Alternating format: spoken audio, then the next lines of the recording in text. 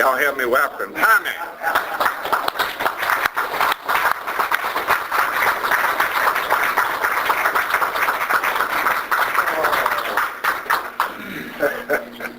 Got me while I'm hot, huh? All right. Good evening, everybody. How are you? My name is Tommy Ray. I'm an alcoholic. Gosh, it's truly an honor to be here with you guys back down here in Lexington tonight. I've been down here, as Buren said, several times before. I love the breakfast meeting that you guys do. Was it the first Sunday? I love that one. Yeah, I love that one. Me and my sponsor and a couple other guys, last time I was here, came down here for the breakfast meeting and had a ball. And every time I come down here, I have a ball. There's something about, Buren talked about my enthusiasm, but it's something about the spirit of you guys down here in Lexington that makes me feel welcome and warm, and I keep coming back, you know. I remember the first time I come down here in Lexington, Buren talked about a buddy of his, my sponsor, and I was coming out of Columbus at the time. I had went up to Columbus to a conference, the CFC conference, and it was on a Sunday. And I got back home probably about 12 o'clock noon time. I had been up there all weekend at the conference, and there was a voice message on my machine, and it was Buren. And I didn't know him at the time, but he told me he had gotten my name from my sponsor, and that he needed a speaker down in Lexington that night, Sunday night at 7 o'clock. So I'm saying to myself, well, wow, I missed that one because I just got back from Columbus. So he told me, I've talked with Bob, and Bob said you'll be here. So I called Bob. So I called Bob, and I said that a little small talk, you know, hey, I just got back in from Columbus, and it was a great weekend, and there's a guy named Buren that says he had spoke with you about me coming down to Lexington. And he said, yeah. And I said, well, I just got back from Columbus. I've been up there all weekend, Bob, and I just drove back in. I just walked in the door. And he said, what time is it now? And I said, it's about 12 noon. He said, well, that's 8 o'clock meeting. Get you some sleep and call me when you get back, you know. and that's what I love about my sponsor. You know, he keeps me busy.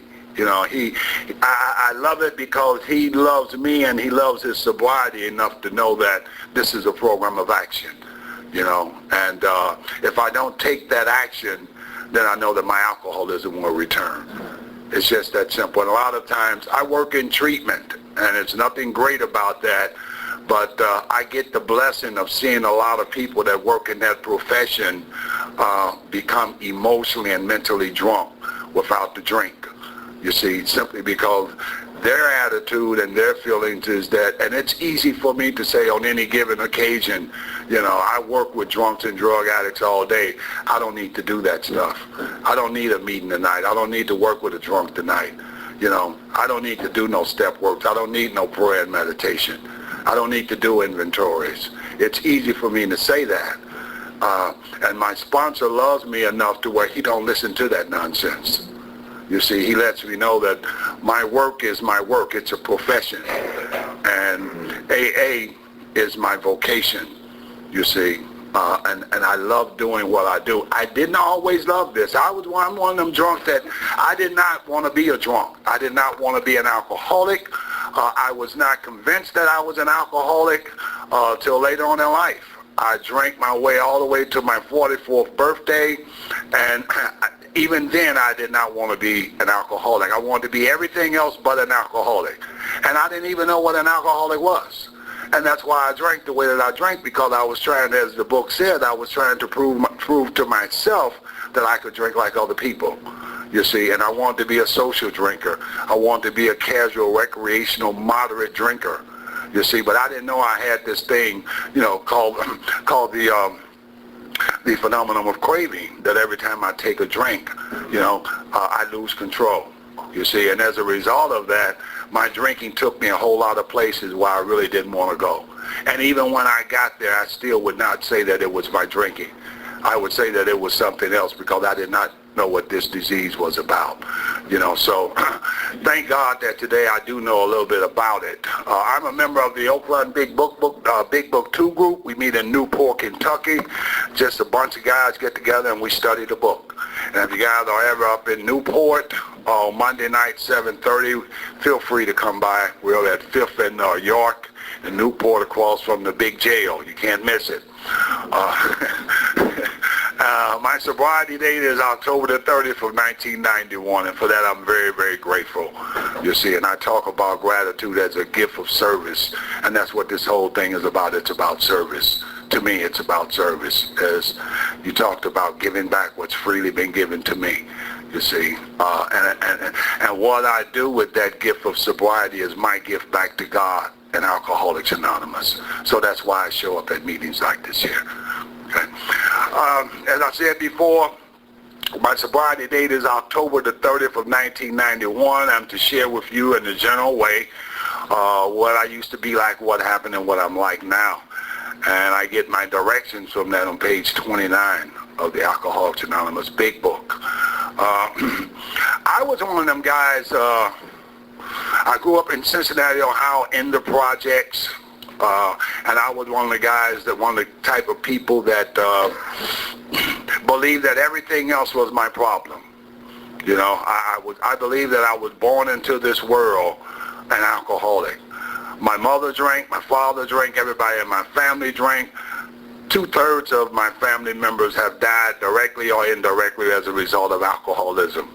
Okay, but there was other medical complications, but they were alcohol problems. And that was a thing with me to where, again, not knowing what alcoholism was, it was a fun thing to watch.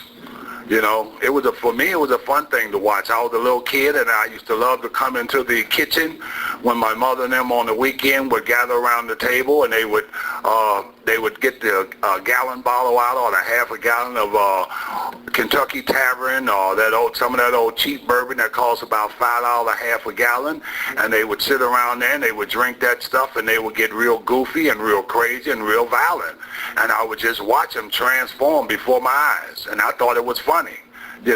They'd start fighting, they'd start laughing, they'd start cheating on each other, they'd start doing whatever they wanted to do.